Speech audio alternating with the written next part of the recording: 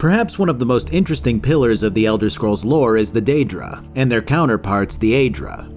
Probably best simplified as the universe's Greek gods, these powerful entities have always been a large focal point in the Elder Scrolls main games and DLC. While it may not take much to research these beings and how they came to be in the series universe, oftentimes simply playing through the games and listening to the main discourse throughout them only shed so much information without delving deeper into side questing and poring over miscellaneous books.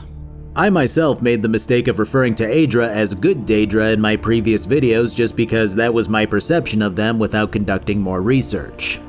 Initially, my thought with this video was to simply run through Morrowind's 7 Daedric quests and summarize my feelings on how well they were done.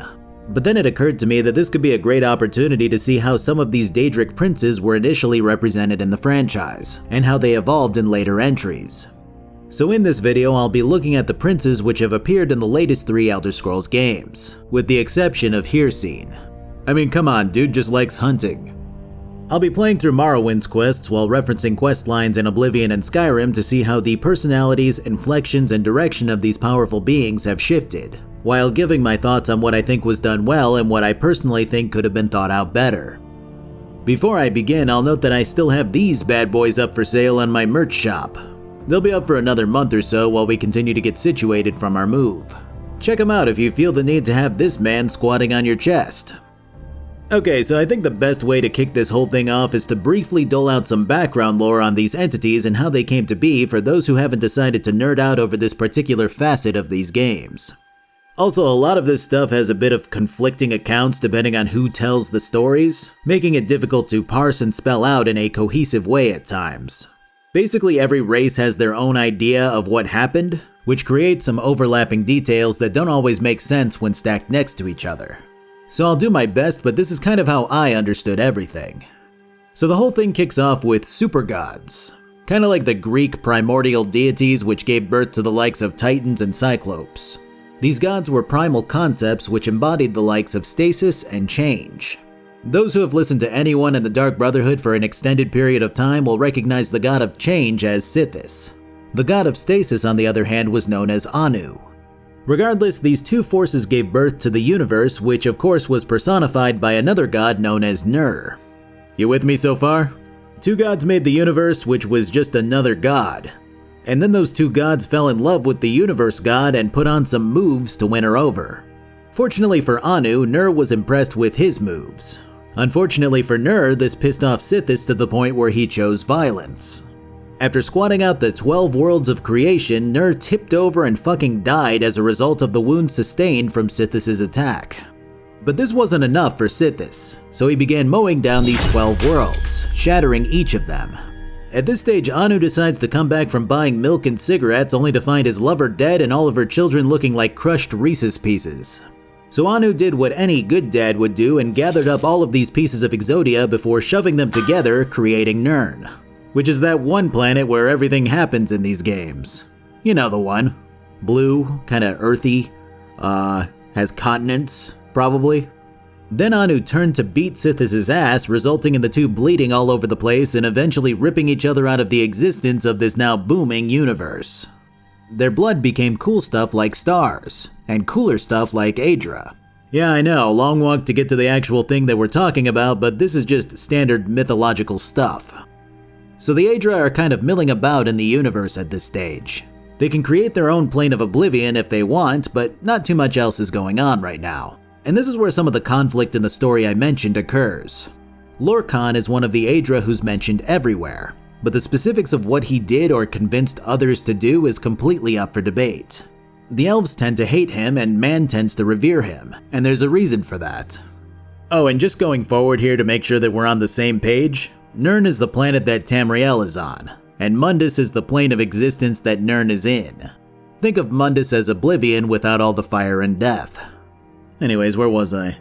So Lorkhan was sitting here and looking at Mundus and Nirn, and suddenly he goes, "Hey, yo, what if we got some versatility in this universe going on here? You know, some of you could turn part of your body into part of this planet or some other astral entity and shit." Nah, that would be absurd. I mean, come on. Unless. Now, I gotta say, entertainment at this time period was pretty one-dimensional. The most exciting things that these dudes did at this time was name themselves. and create little pocket dimensions into parts of Oblivion. I mean, these guys were all just kind of playing Minecraft and building little mud huts at this stage. So when someone offered up this kind of excitement, a lot of Aedra couldn't resist. And so they started creating, which led to several different things. 1. Humanity was created. Cool. 2. A lot of astral bodies were created around Nirn. Alright. And 3. This creation led to the Aedra that participated in it to lose their immortality. Yeah, that one's a problem. Since these deities had the emotional capacity of cavemen, they took a bit more than a slight offense at that last one, which led to them splitting Lorkhan open like a banana peel and firing his heart off into Nirn. That's why that dude's heart is there. Pretty much every race in society has a slightly different view and tale of Lorkhan, but they all agree that he was basically the Loki of these games. A lot of mankind view him as a pretty cool guy, whereas the elves are pissed about him severing their connection to the spirit plane. Fucking elves. This whole process of creation was a chaotic shit show that led to a slew of interesting and kind of funny events which created Nirn and everything around it. Here's a highlight reel of some of those events. So Lorkhan took the furtive pygmy so easily forgotten and created humanity out of it. Ariel took that personally and sent the Altmer to attack him with his armies. Oh, also Ariel is the soul of Anuiel, who is the soul of Anu from earlier. Don't ask me why. Another guy named Magnus got so depressed looking at humanity that he decided to leave. But when he did that, he blew a hole into the fabric of the universe which linked the planes of Oblivion to Mundus. We call that the sun nowadays. But back then it was just an exhaust vent that indicated how quickly this guy hauled ass. But most importantly for this video, the Aedra, which are revered as the divines by humans and elves alike, were separated from the Daedra. The key difference between these two is that the Aedra helped in creating everything that exists now, but gave up part of their power to do so. And the Daedra looked at Lorkhan's big plan and said that's really stupid, and decided to retain their full power, including their immortality. So now everything is completely in motion, and all of the different races across Nirn start forming their opinions on which Aedra are good, which aren't as good, and how much they should be worshipping these 8 divines. Although some of these divines are more entwined in the events of the Elder Scrolls than others, they're all pretty important at some stage or another throughout these games. But just as important are the most powerful of the Daedra, who have taken an interest in the mortal plane that was created despite their abstinence in its inception. For the purposes of this video, we'll primarily be focusing on Azura, Boethiah, Malakath, Mehrunes Dagon, Mephala, Molag Bal, and Sheogorath. I should have noted this earlier, but my pronunciation of all of this stuff might not always be 100% accurate, and I apologize for that. I also have a hard time saying ruin when I get going, so people who are sensitive about this kind of stuff might just want to peace out. Have you come to be of service to Sheogorath? Either way, let's start with the big Daedric prince of Morrowind, Azura. So yeah, Mommy Azura is one of the few princes who's considered to be good by mortals, and as such has quite a bit of a following, making her an outlier among her peers. Accordingly, she's been given quite a few aliases such as the Queen of Dawn and Dusk, the Mother Soul, and the Rim of All Holes. I don't think that last one was the most revering nickname. But regardless, Old Rim here has quite a lot of lore which develops in Morrowind specifically given her role in the game. I don't want to go heavily into her ties directly to the main quest for fear of retreading ground covered in previous videos, but the important thing is that throughout the game the Dunmer believe themselves to be her direct ancestors. Which is funny because Azura was the one who cursed the Chimer to become the Dunmer after the Tribunal decided to go on their power trip against her wishes. At the time, the Dunmer of Morrowind saw her as a sort of herald who brought in a new age of gods in the Tribunal. Obviously, this is revealed to be not the case when she guides the Nerevarine to permanently dismantle the Tribunal's source of power and smite Almalexia directly. Beyond these main events though, Azura shows up during this time period with a much less dire task for you, settling a bet between her and Sheogorath. The wager involves silly little mortals doing silly little things for these gods, as seems to be a theme in most mythological fables. In this case, Sheogorath claims that solitude will cause a mortal to go insane, while Azura believes that their loneliness will strengthen their faith and resolve. So she had one of her followers live a life of seclusion for 100 years. Yeah, that seems totally normal. Well, I guess if you're an immortal god, it's probably more normal. The issue with the bet is that Sheogorath seems to be meddling with the priestess to help her along the path of insanity, and Azura wants me to figure out if that's the case and put an end to it. Unfortunately, the content of this quest is very simple and doesn't bring a lot of intrigue to it beyond the idea that these princes are betting on mortal lives for fun. All there is to it is trekking up to the island where the priestess hermit is staying and killing off one of Sheogorath's golden saints. After doing so, you can nab Sheo's ring off of the body and then head back to a pleased Azura for her star. If you chose to disturb the hermit's seclusion, Azura is pissed and you fail the quest. In a way, less is more would have gone a long way with this quest. Had there simply been an imp or two yelling at the side of the hermit's hut in an attempt to madden her, that kinda would have been funny. If you wanted to go for a more complex route beyond combat, having some kind of Daedric artifact nearby that was brainwashing anyone who approached the area into seeing illusory visions, odd color schemes, and hearing strange noises could have been a fun way to mess with the player while they tried to find it and destroy it. You could even take this idea further and have some of those illusions be Azura herself telling you to go talk to her secluded priestess. But regardless, this is what we got. Honestly, with as much as Azura is ingratiated into Morrowind, there really isn't a heavy need for miscellaneous quests that involve her to show off her personality or what she's about. And as such, her later appearances in Oblivion and Skyrim have more to do with her followers and those who are after her star, the same artifact that she bestows onto you for settling her bet. Of these three, I would say that Oblivion's quest shows her matronly kindness that she's known for best, as it had you slaying her followers who contracted vampirism when they went off to fight a vampire lord in her name. Skyrim's quest, on the other hand, is more intriguing due to the people involved and less because of the Daedric prince. That one had you delving into the star itself after it was corrupted by a mage who became obsessed with extending his own lifespan. I think the only thing that really touches on the goddess's personality is the perception of one of the people involved, who states that Azura treats people like pawns and toys with their lives when she feels the desire to. Other than the small aside though, Azura kinda just goes, "Ah, yeah, you're my champion, so get my star so that you can be my champion with the star." Again, the idea that the necromancer repurposed her star to house his soul is pretty fun, but the quest doesn't really do too much for expressing her personality, all things considered. The last thing that I'll say about Azura is that Daggerfall actually set her up to be a completely different entity personality-wise. Every other prince in the game had their character at least vaguely resemble what they were set up to be later, but Azura was much more Aphrodite-ish in her behavior. Her realm at the time was about beauty and vanity. She was also extraordinarily petty, and her quest has you killing a healer who said rude things about her. And she was always topless, which I'm not gonna show obviously. But this general objective actually applies to literally every other Daedric quest in Daggerfall, which all have the exact same formula of contacting a prince, accepting their quest, going to a randomized location, killing a certain enemy, and reporting back to one of their worshippers for your Daedric artifact. As such, I probably won't be mentioning the Daggerfall quest too much beyond this for the rest of the video. Let's move over to Boethiah. This one's kind of interesting seeing as the Dunmer of Morrowind regard Boethiah as one of the good Daedra, while the nicknames he's been given entail stuff like Deceiver of Nations, Goddess of Destruction, He Who Destroys, and She Who Erases. As you might have gathered, the prince seems to take on whatever form they please, sometimes presenting as a burly male or an armor-clad female. Often described as cruel and impersonal, Boethiah's primary interest seems to be combat, whether it be having mortals fight for her or appearing herself to fight particularly strong people. Even back in Daggerfall, the warrior queen beckons the player to kill for her, and makes appearances in ESO through the manifestation of avatars comprised of random races and genders. Concerning Morrowind though, Lorcan claimed that Nerevar was the son of Boethiah, though it is possible that he meant that figuratively given how strong of a warrior that Nerevar was during his time.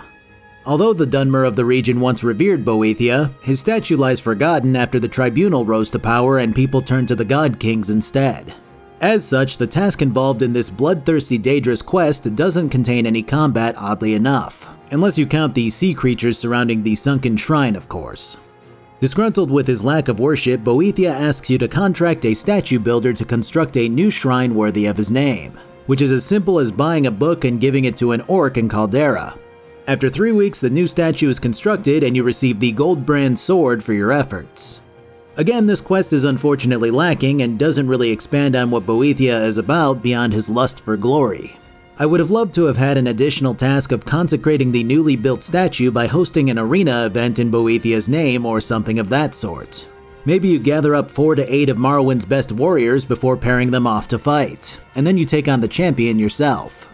Regardless, what we got here wasn't great, and is definitely outshined mechanically by Oblivion and Skyrim's quests.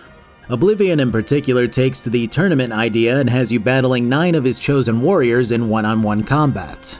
And that's exactly the kind of thing that I would expect from the Dark Warrior, even if the quest is pretty straightforward. It's a big tournament of Boethiah's chosen duking it out for glory, taking that idea that led him to wanting a statue and extending it to his followers. Skyrim's quest, on the other hand, takes Boethiah's personality into an entirely different direction. Heading to Boethiah's shrine has you being instructed to gain someone's trust, bring them to the shrine, sacrifice them in the name of Boethiah, and then watch as the Daedric prince possesses the victim's body. Among us. The finale has you fighting all of the cultists to the death in a last man standing battle, before being directed to kill Boethiah's previous champion. And this is the part that kinda takes the initial idea that she cares about glory and combat above all else and muddles it a bit. She cares about obedience, but doesn't want someone mindless. She wants me to kill her previous champion stealthily without giving them a chance to fight back. And the reason that she has me kill her old champion is because they've been using her gifts to do whatever they want and lead a group of bandits. But then when you kill them all, she goes, do whatever you want. I'm with you, lady, but what if I wanted to lead a group of bandits? I get what the writers were going for when it comes to Boethiah playing with mortal lives and using them to evoke bloodshed, but I felt like that idea that she values glory kind of fell by the wayside at the end here. I think if she had specified that I aim for greater heights while cautioning against me becoming complacent, that one line of dialogue would have gone a long way to express her personality better. But as things stand, it's not really clear what she wants from someone that she's dubbed her champion.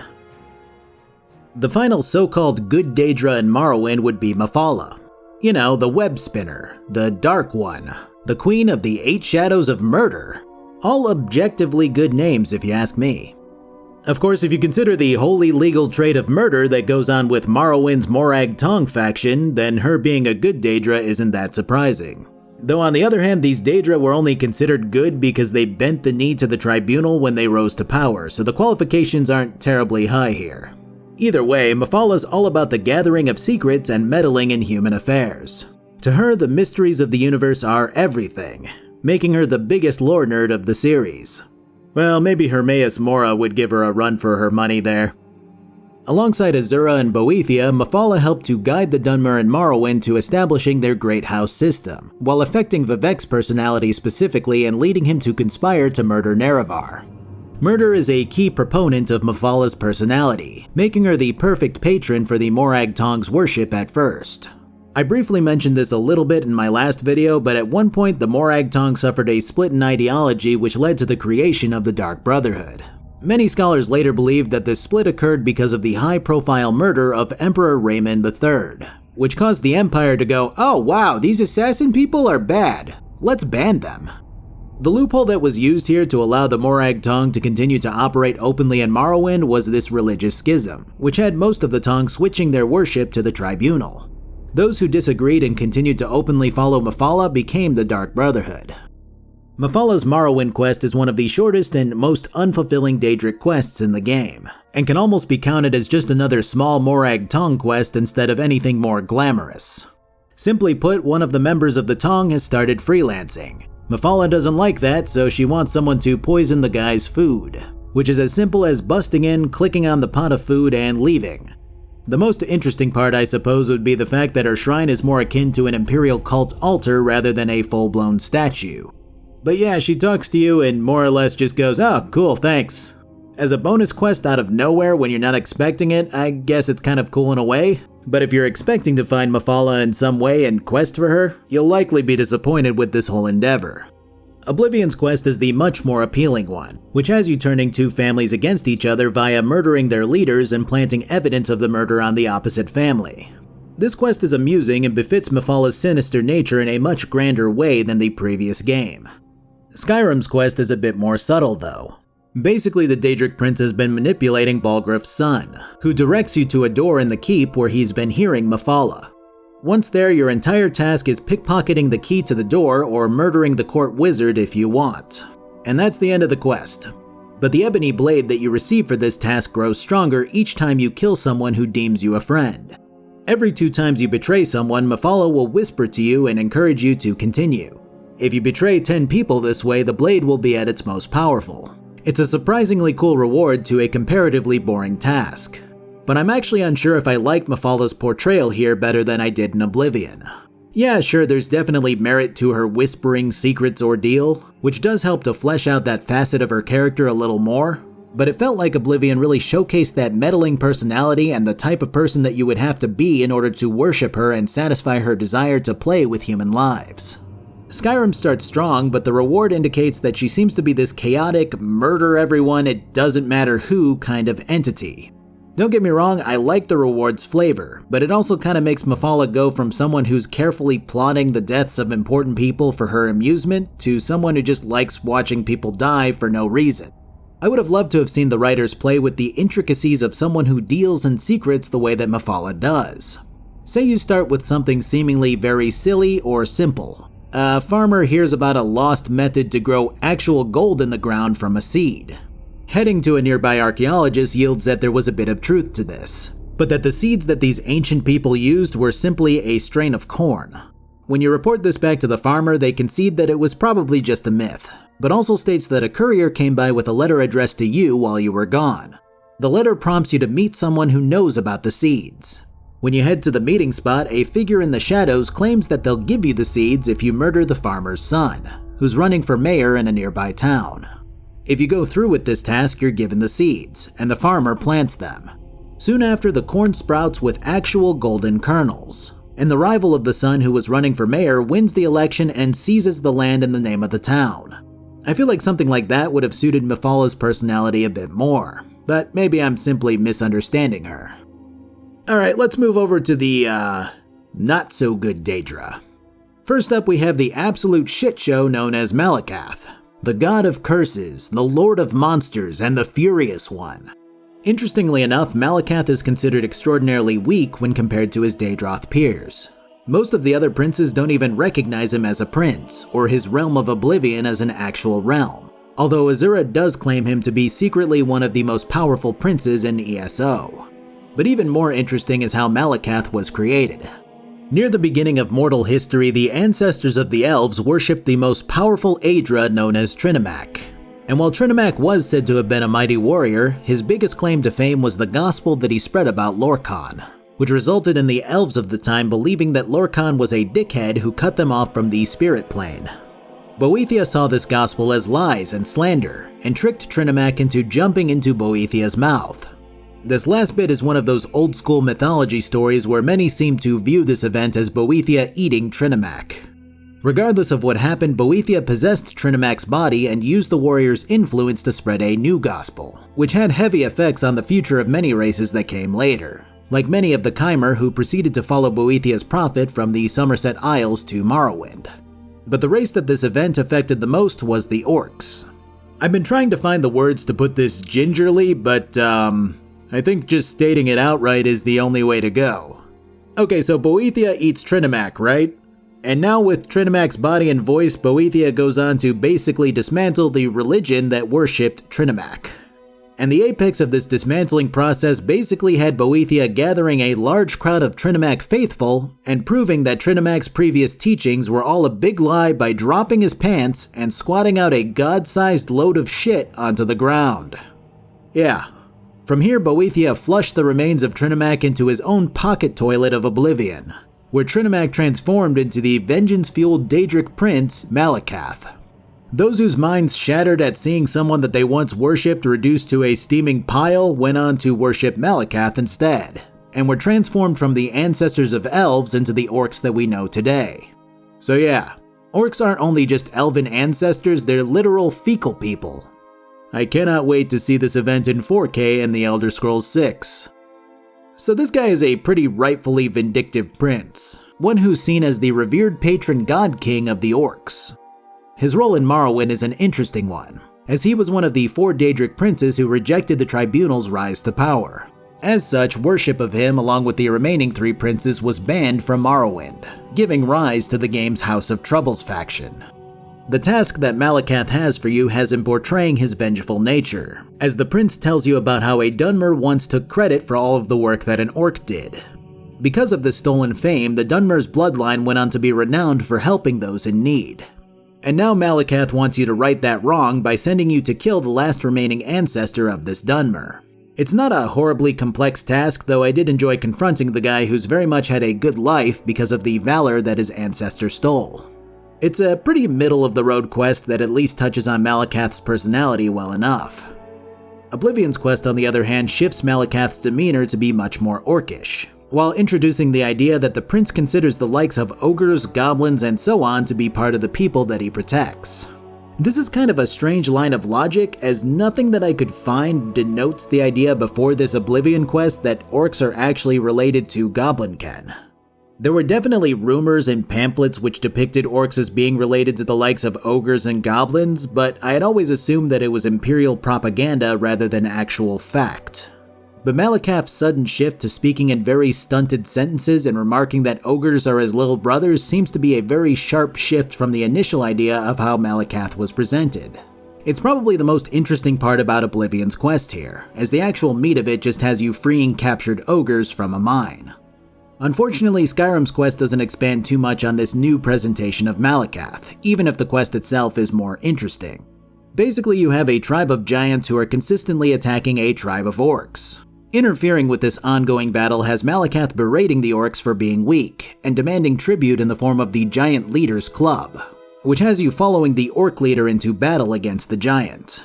No matter what you do, the end result winds up with both the giant leader and the orc leader dying, and Malakath naming a successor to the orc tribe.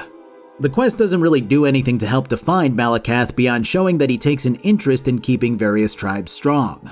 And I really can't help but to feel completely underwhelmed by the direction that Malakath took throughout these games. If you had to go the brutish orc route, I think having Malakath prompt you to lead an orc tribe into wiping out a rival tribe might have been okay. Or maybe the writers could have harnessed that vengeance aspect to his character, having you help feed a malnourished group of goblins who have been pushed into a cave by nearby Imperials, only to then lead them underground to the center of a small community and allow them to wreak havoc and establish a goblin town or something along those lines.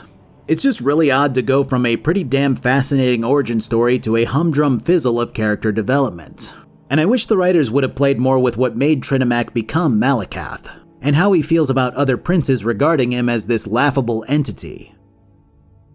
Let's get over to some real shit. Much like Morrowind deals with Azura, Oblivion is the game that revolves around Mehrunes Dagon. You know, big evil guy who invades Tamriel through hell portals? I don't know, he was a small part of the game, but he kinda used to look like Goro from Mortal Kombat. So you remember that Magnus guy who hauled ass out of Mundus? Yeah, that guy's people are credited with the creation of Mehrunes Dagon, who was put together in a parallel version of Tamriel in order to free it from tyrannical Dreg kings. He was supposed to be a force of good, and he seemed to do his job pretty well as he crusaded through this alternative Tamriel and freed the slaves who had been kept down for so long. You know who didn't perceive him as a force of good? The Dreg kings.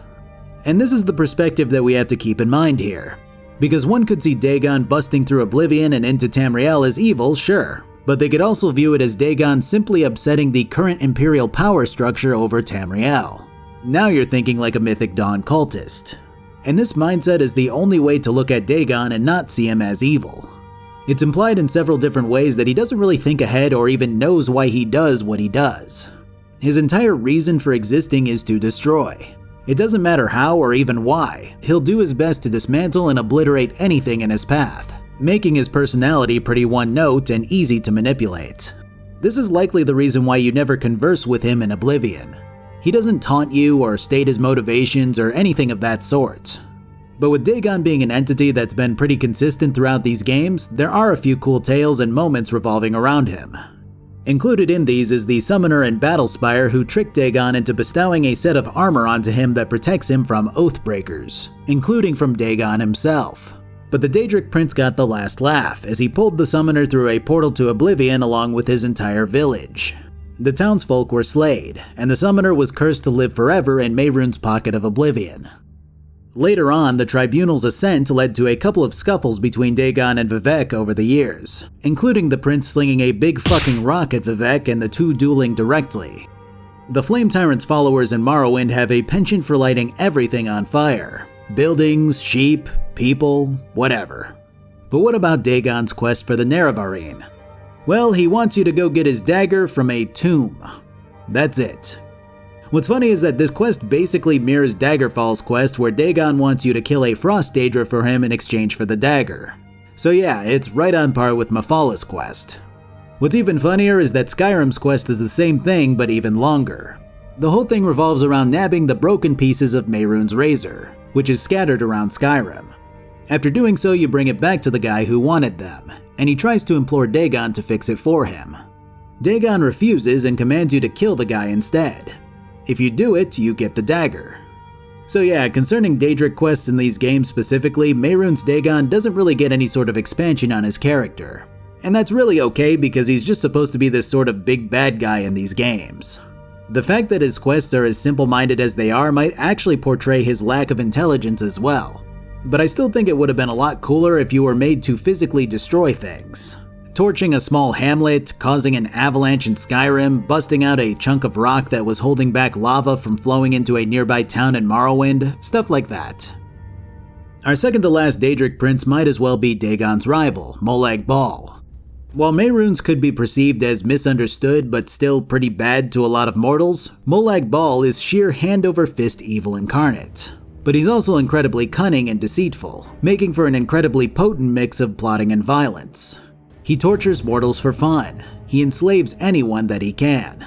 In fact, that's one of his end goals, enslaving all mortals.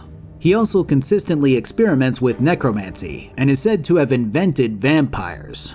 I heard he's also racist and calls people slurs. I don't know, you get it. He's bad. And that's probably the most interesting thing about him because of how much he contrasts the other Daedric princes. It's very hard to not think of all Daedra as bad and all Aedra as good. But the reality is that some Aedra are bad to mortals and only view them as pawns. And some Daedra are pretty good and view mortals as beings to be looked after. Some of them protect their worshippers, others meddle and scheme against people. And some bring a healthy mixture of both of these outlooks to the table. Even Mehrunes Dagon, who's been a villain to Tamriel for much of the series, isn't necessarily truly evil as much as he is a tool for those who are. But Molag Bal is pure, unadulterated evil. One who seems to view all life as expendable, all souls as toys to be played with. Unfortunately, our trend of lackluster Morrowind Daedric quests continues here, seeing as Molag Bal only seems to want you to kill one of his servants who stopped performing the tasks that he wanted it to perform. I suppose witnessing the first-hand wrath of Bal against someone who swore fealty to him is an okay introduction to the prince, but it's still pretty cut and dry. But Oblivion is where things turn up a bit, showcasing the Dark Lord's insidious nature. His disdain for those who are righteous and holy is what prompts his request to you here, one that has you provoking a man who swore that he would never raise his weapon against another person again. After getting him to kill you with Molag's cursed mace, Molag resurrects you in front of his shrine, applauding you for getting someone so good to crumble and go back on his oath. These mind games continue in Skyrim's House of Horrors, which has you venturing into an abandoned house with a Stendarr priest. Molag's voice beckons to both you and the priest, eventually urging you to kill each other. After this deed is done, Molag continues to use you to get to a priest of Boethiah this time, breaking the holy man until he surrenders his soul to the father of vampires. In terms of these quests being fun to play, they are okay overall. But the easiest thing about writing a one-dimensional character is leaning into that one trait of theirs. And the writers did do extraordinarily well here, creating interesting dialogue that reveals just how twisted Molag Bal can be. And finally, we have everyone's favorite Daedric prince, Sheogorath. With how successful the Shivering Isles was as an expansion, it seems silly to go into extreme detail about the Prince of Madness and his counterpart Jyggalag. Most of the stories and lore about Sheogorath seem to be about random tales of madness, goofiness, horrific torture, mindless babbling, and whatever else fans of the series have spouted off ad nauseum, myself included. Don't get me wrong, he is a really fun Daedric prince, but I'm sure everyone has heard about most of his antics and speeches without digging too deeply. I still gotta say that him getting angry about Vivec's rise to power and hurling the moon at Vivec City has gotta be one of the most petty and stupid reasons that an entire nation was destroyed though. I mean, think about it. Sheogorath hurls a moon at Vivec. Vivec stops it. And instead of the citizens going, oh, maybe we should mine this moon down just in case something goes wrong, they just leave it there. Vivec's power wanes and the citizens keep it floating for a little while longer, and then it just crashes into the city and causes a volcanic eruption that destroys Morrowind. Do you know how long Vivec knew that his powers were waning? How long he sat there without being able to get to the heart of Lorkhan but still retaining godliness? At what point do you go, oh fuck yeah, that big rock is still being suspended by me. Grab the pickaxes. I don't know. Vivec was pretty cruel with his judgments at times. I could also just see him allowing this to happen so that his people don't have to suffer through a civil war or the like.